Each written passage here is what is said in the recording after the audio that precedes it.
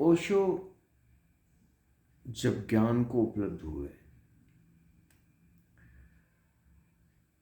और जैसा वो बताते रहे कि करुणावश और लोगों तक उस संदेश को फैलाने के लिए उनने अपनी उस अनुभव को बांटना शुरू किया। तो मूल मकसद जो ओशो का था कि जिस आनंद का अनुभव उनने किया वो सारे लोगों को हो। मूल मकसद तो यही था कि सभी लोग जीवन में संबुद्ध हो, सभी लोग जब मौत आए तो मौत के पार का अनुभव कर सके, मोक्ष हो जाए, इस संसार में आवागमन से मुक्ति मिल जाए।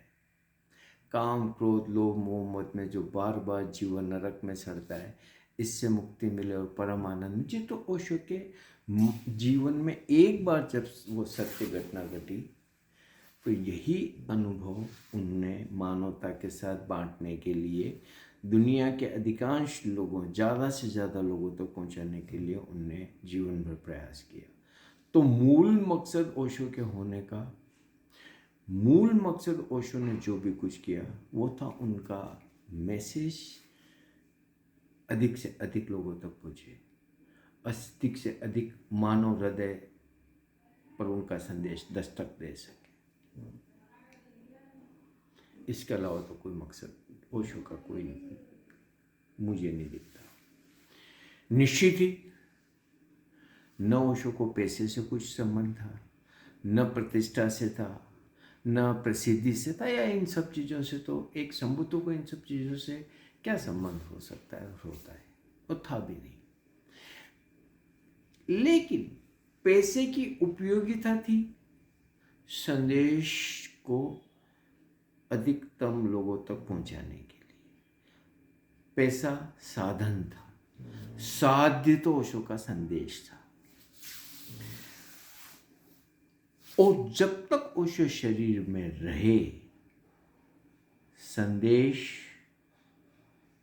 साध्य रहा, बाकी सारी चीजें साधन रही। एक बार ओशो के शरीर में जाने के बाद अब देखो चीजें कैसे बदलती। ओशो का संदेश तो साधन बन गया और साध्य हो गया पैसा, प्रसिद्धि, सेक्स, पुजवाना, शक्ति की कामना, राजनीति। जमीन आसमान का फर्क आ गया दोनों में। इस संदर्भ में अगर देखें कि जब तक ओशो देह में रहे, जब उनका संदेश साध्य था, तो साधन हमेशा ना पीछे ही रहा। अब मान लो कि जैसे उदाहरण देता हूं कि आश्रम में प्रवेश शुल्क होता था। अब ओशो ने शुरू किया था। पहली बार ऐसा हुआ था कि धर्म जगत में किसी व्यक्ति को सुनने के भी पैसे दो। अब ओशो को कई तरीके से लोगों को छेड़ने में बड़ा मजा आता, तो ये भी एक ढंग था उनका। लेकिन एक हमेशा ना प्रवेश शुल्क नॉमिनल रहा, अब 2 रुपए या बाद में 5 रुपए हुआ था, और वो भी कभी अनिवार्य नहीं, कभी भी। जो देते थे वो देते थे, जो नहीं देते थे, जैसे मैंने कभी नहीं दिया, मैंने पूरे जीवन में 1 पैसा प्रवेश शुल्क नहीं दिया, लेकिन मुझे तो हमेशा नहीं प्रवेश मिला। उससे मिल भी पाया, बातें भी की, सामने से बैठ के भी कई प्रवचन किए, और पता नहीं क्या क्या करता रहा। पैसा ओशो तक पहुंचने में अवरोध और बाधा तो नहीं बना ना। ये है जब संदेश साध्य होता है। फिर ओशो बोल रहे थे, अब उस संदेश को दूर दूर तक पहुंचाने के लिए किताबें ही उन दिनों में एकमात्र साधन हुआ करता था। तो कोशिश की जा रही थी कि बेस्ट बुक्स, बेस्ट पेपर पे, बेस्ट डिजाइनिंग के साथ, बेस्ट बाइंडिंग, एवरीथिंग बेस्ट, क्योंकि ओशो कॉम्प्रोमाइज तो करते ही नहीं है। पर अधिक से अधिक लोगों तक पहुँचे और वो लागत मूल्य पे पहुँचे। किताबों से कोई पैसे नहीं कमाने थे ओशो को, और उसमें भी फिर बहुत सारी रियायत थी। अब रूस का जब ओशो सुनाते हैं कि वहाँ पे किस तरीके से एग्जीबिशन लगती थी और कोई चोर उठा लेते थे, तो ओशो ने कहा कोई उठाए तो नज़र फेरा लिया करो ताकि वो व्यक्ति किताब ले जा सके। पैसा थोड़ी जरूरी है क्या? किताब जा रही है किसी के पास, बात पहुंच रही है, संदेश पहुंच रहा है, ये बात निर्णायक है और जीवन भर निर्णायक रही। फिर जो ऑडियो कैसेट मिलते थे वो भी बहुत सस्ते मिलते थे भाई, चूंकि पूना में वो सोनी के बन रहे थे तो वो थोड़े महंगे पड़ते थे उन दिनों में, लेकिन चूंकि ओशो हमेशा नहीं चाहते थे कि भी चीज़ें बढ़िया बने, लेकिन फिर बाहर पेन म्यूजिक पे जब आ गए या दूसरे और भी कोई आए तो वो काफ़ी सस्ते मिलने लगे, नॉमिनल चार्ज पे हम ऑडियो खरीद लेते थे। फिर उसके बाद भी ईश्वर भाई बम्बई से पूरे भारत में लोगों को लगभग मुफ्त में हर महीने 10 प्रवचन सुनने के लिए भेज रहे थे। ओशो कहते थे ना कि जीसस का उदाहरण देते थे कि वो कि उनने कहा था कि छतों पर चढ़ के चिल्लाओ। ओशो ने कहा मैं कहता हूँ तो मैं संचार माध्यमों पे चढ़ जाओ उस बात को पहुंचाओ। अब आज अगर ओशो होते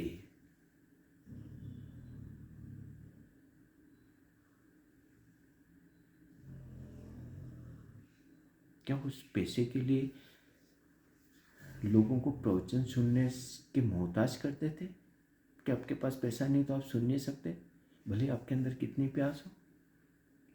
ये पाप ओशो करते? क्या यूट्यूब आज ओशो के ऑडियो वीडियो से भरे नहीं होते?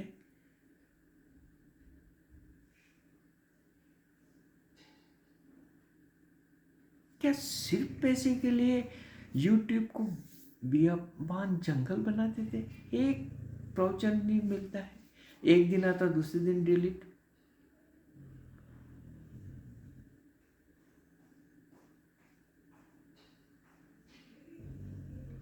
जहर शरीर में लेके भी ओशो बोले,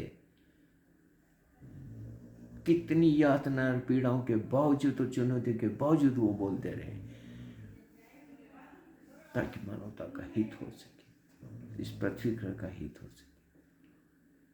अनमोल धरोहर इस मानवता के लिए वो छोड़ गए, क्यों नहीं उपलब्ध थे वो?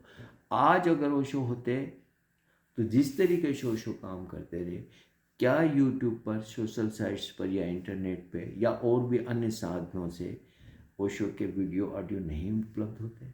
हम तरसते ओशो के वीडियो देखने को, क्योंकि ओशो जो बोलते हैं उनकी भंगिमाएं, उनकी आंखें, उनकी मुद्राएं, उनका होना असर करता है। आज 50 साल से हम सुनने फिर भी रोमांचित हो जाते हैं जब उनको देखते हैं। सोचो कि आज इस पृथ्वी पर लाखों लाखों लोग ओशो के इस वीडियो ऑडियो सुनते होते तो कैसी न विचार क्रांति इस पृथ्वी पर आ गई होती। आज ओशो में रंग जाती है दुनिया या मानवता। और अगर ओशो की उपस्थिति इतनी हो जाती तो फिर ये जो कई सारे नकली आ गए, क्योंकि उन्होंने ओशो को चुरा के अपनी दुकानें शुरू कर दी और उनकी दुकानें चल निकली, क्योंकि असली तो है ही नहीं। तो फिर ये देवदत्त और ये लठ भारती और पता नहीं कौन कौन, या और भी चड्डी बाबा और पता नहीं कौन, आचार और भचार और ये सब, क्योंकि ओशो के प्रवचन उपलब्ध नहीं है। मुझे कोई बताए कि अगर ओशो शरीर में होते तो यूट्यूब उनके प्रवचनों से भरा होता या नहीं। ओशो ने तो हिंदी प्रवचन में, जब चैनल्स की तो किसी कल्पना ही नहीं की थी, तब कहा था कि अपना एक चैनल होगा। अब चैनल होता तो क्या वहाँ पे ब्लैंक चलता है क्या? वो चैनल पे ओशो के प्रवचन नहीं चलते ना, ध्यान विधि चलती है, हजारों विशेष चीज़ें चलती। पैसे लेते क्या उनके? पैसे के लिए ओशो ने कब कौन सा काम किया? पैसा कमाना तो ओशो का कभी भी मकसद नहीं रहा। मकसद तो उनका विजन था, ध्यान था, रूपांतरण था, सजगता थी।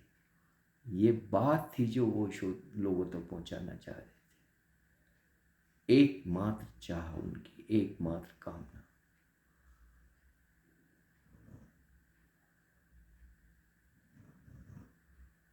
तो और फिर मैगजीन्स, पत्रिकाएं, हिंदी और अंग्रेजी में पत्रिका निकलती थी।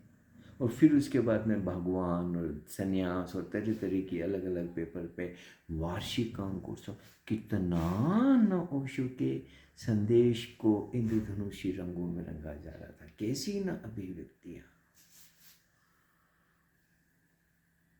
तो जो उपलब्ध थे उन सारे साधनों का उपयोग किया गया ओशो के होते। और उस आधार पे मैं कह सकता हूँ, अगर आज ओशो होते तो आज ये ऑडियो वीडियो हर मोबाइल में ओशो की आवाज़ उपलब्ध।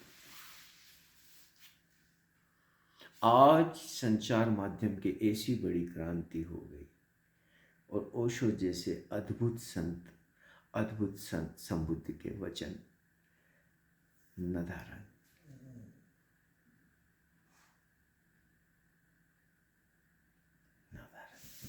हाँ, छोटा मोटा अब भी हो रहा है, इतना सबके बाद पैसे खर्च करके भी लोग ले रहे हैं।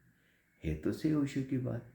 अब उससे तो हम खुश नहीं हो सकते ना, देखो जी ओशो की आवाज़ कैसी फैल रही है, देखो जी ध्रुव राठी ऐसा कर रहा है। अरे, in spite of all these barricades, Osho की बात पहुंच रही। ऐसा नहीं है कि ओशो की बात को पहुंचाने के लिए किसी ने कोई प्रयास किया। ना ना ना, उस बात को पहुंचने में रुकावटें जरूर डाली जा रही है,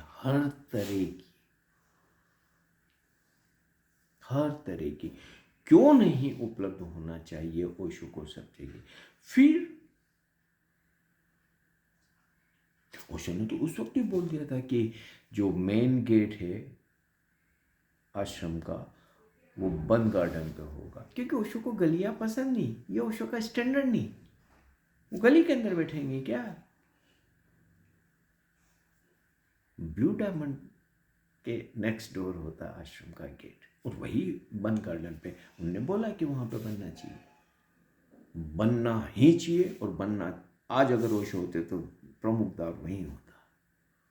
ये ओशो की शान है यार, गलियों में थोड़ी बैठेंगे ओशो, गलियों में नहीं बैठेंगे। तो जब ओशो के नज़रिए से मैं चीज़ों को देखता हूँ कि उनके बाद चीज़ें कैसे चली, काम कैसे चला, तो जो फर्क मुझे दिखते हैं, अब जैसे कि छोटी छोटी बातें हैं, भारतीयों के लिए थोड़ा पैसा मुश्किल, तो ओशो ने पूरे जीवन भारतीयों का तो बहुत ध्यान रखा, हर चीज का। खाना पीना हमेशा नहीं, काफी अच्छे से हमें मिलता रहा। आज तो अच्छे अमीर आदमी भी सोच नहीं सकता वहां पे पैसा दे के खाना खाने। सुना मैंने 100 रुपए की चाय।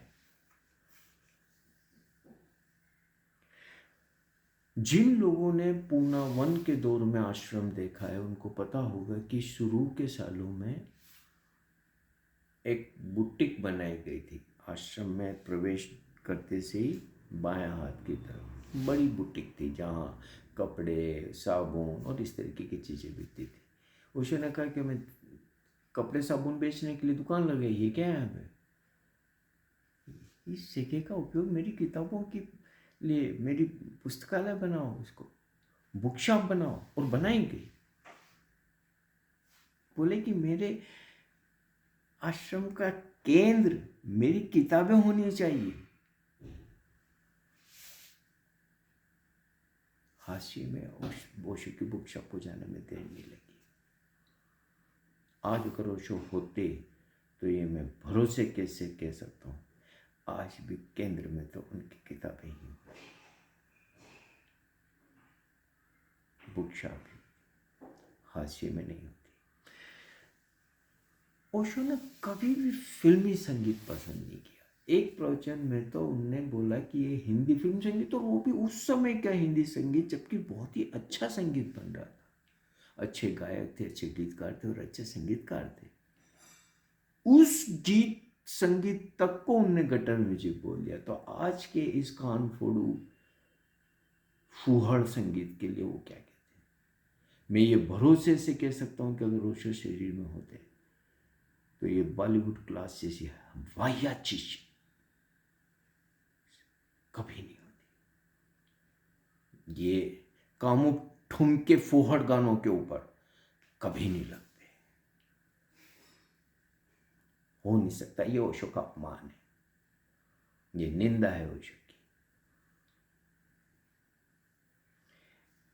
कैसा ना संगीत हमने ओशो के आसपास हमेशा ना सुना।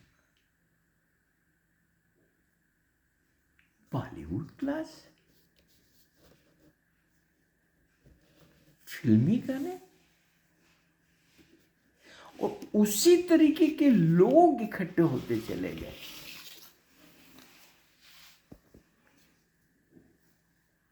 जब मैं कभी कभी लंबे तड़ंगे किसी जुल्फीधारी को डीजे और ये वह सब करते देखता हूँ कि उनके शो पे उनके टेस्ट वैसे ही हैं। और वो पंडित जसराज को तो सुनने से रहे, न तो उनका स्वाद है, न वो पंडित जसराज को बजा सकते हैं, न किसी और को सुना सकते। उनको तो शीला की जवानी में आनंद आ गया, क्योंकि उन्हीं की जवानी में उनको भी आनंद आ रहा है।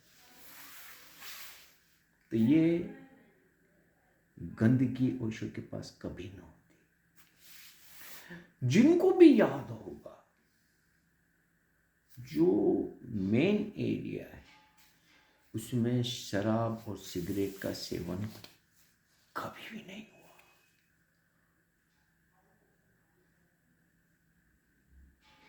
उस क्षेत्र की अपनी पवित्रता है, दिव्यता है, पावनता है। उसमें हम जाते तो रोम रोम में ओशो की उपस्थिति का एहसास होता। सिगरेटें पी रहे हो, शराबें पी रहे हो, फूहड़ गाने बजा रहे हो, ये कौन सा अध्यात्म है? और फिर सबसे बड़ी चीज, ऐसा ओशो ने कब होने दिया? हाँ, जो रात को पार्टियों में और इसमें तो वो होते थे, लेकिन फिर वो अलग तरीके, अलग तरफ होते थे। मेन मकसद तो ओशो का ध्यान था ना, शांति थी, मौन था, सृजन था, सत्यम शिवम सुंदरम था।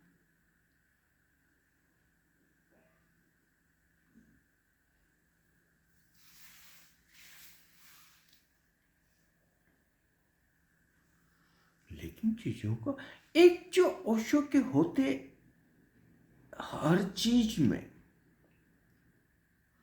मानवीय स्पर्श था। चाहे लोगों से मिलो, चाहे वहां पे काम करो, चाहे वहां पे किसी कार्यक्रम में सहभागी हो, चाहे किसी वजह से किसी से बात करना पड़े, सब जब में एक इंसानियत होती थी। सहजता, सरलता, प्रेम, अपनापन, पराये नहीं लगते थे। ऐसा नहीं लगता था कि कोई तो बहुत महान और कोई नाली का कीड़ा। आज तो स्थिति ऐसी है कि पता नहीं क्या समझ बैठे हैं अपने को। जब मैं उनके कृत्य को देखता हूं तो किसी तानाशाह को भी ऐसा तो हिंसक होते मैं नहीं देख पाता। जी हजूरी करो, उनके हाँ में हाँ मिलाओ, उनकी जय जयकार करो, उनके हर निर्णय की तारीफ करो, तो ठीक, वरना तो तुम्हें दुत्कार दिया जाएगा, तुम्हें भगा दिया जाएगा, तुमसे रिश्ते तोड़ दिए जाएंगे, तुम्हें हर तरीके से कोशिश की जाए कि तुम ज़्यादा से ज़्यादा दुखी हो। ये तो तानाशाह के काम होते हैं। ओशो ने जीवन भर उनसे कितने सारे प्रश्न पूछने की इजाजत दी। ठीक ओशो को भी कितने सारे क्वेश्चन कर दिए जाते थे। ऐसे ऐसे प्रश्न पूछ के लिए कि मैं आपको सुनते बोर हो रहा हूं। क्या ओशो ने कभी किसी से नाराजगी जताई कि तुम इस तरीके की बात मेरे लिए कर रहे हो? उनने तो जो ओशो के काम में काफी बड़े बड़े नुकसान कर दिए, उनको भी माफ कर दिया और स्वीकार लिया। लेकिन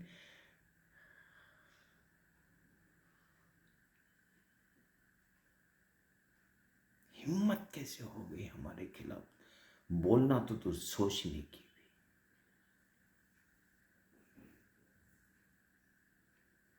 ये जो मनोवृत्ति है, जो प्रवृत्ति है, ये जो हायरार्की है, हमने ओशो के आसपास छोटे मोटे तो होते देखे, लेकिन ऐसी क्रूर हायरार्की तो मैंने नहीं देखी। कुछ लोगों ने जैसे कि ठेका ले लिया है कि जो भी कुछ है तो उनके पास है, बाकी तो हम सब नाली के कीड़े हैं। और इसीलिए ये नाली के कीड़ों को सबको निकाल निकाल के फेंक दिया, सबको निकाल निकाल के फेंक दिया। जिनने ओशो के साथ जिंदगियां गुजारी, जिन पर ओशो ने बहुत काम किया, वो मानवता की अद्भुत धरोहर हो सकती है, कहाँ खो गए सब? तानाशाह के होते कौन रह सकता है? सबको पकड़, क्योंकि ये जो बोने होते हैं ना, ऊंट पहाड़ के नीचे कभी नहीं आता है, उसको अपनी कद का पता चल जाता है। शरीर के लंबे होने से हृदय का लंबा होना जरूरी नहीं, भाव का लंबा होना जरूरी नहीं। अब बातें तो बहुत सारी है, लेकिन एक बार किसी ने, मिलारेपा ने आया होगा, मिलारेपा ने ओशो की उपस्थिति में कितना गाया और ओशो ने मिलारेपा को कितना याद किया। कैसा ना गुरु शिष्य का अद्भुत दिव्य संबंध। तो मिलारेपा ने किसी से पूछा होगा, जो भी एक संबंधित व्यक्ति था, एक इटालियन, तो उसने बोला होगा हाँ आज व्हाइट रोड में तुम गा लेना। अब इसको तो इतनी सरल बात लगी, क्योंकि जो जीवन भर ओशो के होते गाता रहा, अगर व्यक्ति गा लेगा तो क्या दिक्कत हो जाएगी? लेकिन बोने को तकलीफ होगी, तानाशाह को तकलीफ होगी, क्योंकि अगर मिलारेपा आ जाए और अगर मिलारेपा उपस्थित रहने लगे, इन बोनों को कौन पूछे फिर? इन कंगलों को कौन पूछे फिर? क्योंकि मिलारेपा अपने आप में एक बहुत बड़ी उपस्थिति है। मां बहन की गालियां तक का झगड़ा मैंने देखा आंखों से, और मिलारेपा को नहीं गाली दिया गया, और मिलारेपा उसके बाद कभी नहीं आता। और इसी तरीके से, ये तो एक मैं घटना सुना रहा हूं, सारे लोगों को फेंक दिया गया तानाशाह द्वारा। ये हमने ओशो के पास कब होते देखा? भाई अमेरिका में रजनीशपुरम में भी बहुत सारी चीजें हुई, उसके बावजूद आज से अगर तुलना करो तो इतना अन्याय तो उस वक्त नहीं हुआ था, या तुलना ही करूं तो कुछ भी नहीं हुआ था। अब जो हो रहा है उसको देखो तो अब तो क्रूरता की और हिंसा की सीमाएं पार हो चुकी है। किसी को कुछ लेना देना नहीं यार। पैसा, सेक्स, पैसा, सेक्स, पैसा, सेक्स, मरे जा रहे हैं। ओशो कोई पैसे के लिए अपनी बात रख रहे थे? ओशो का होना कि इन लोगों को पैसा मिले, जगह इनकी भरे, ये लाखों करोड़ों में खेले, तरह तरह के अपने 5 स्टार रिजॉर्ट बनाए, इसके लिए ओशो हुए? या कि इनको रोज एक नई लड़की मिले?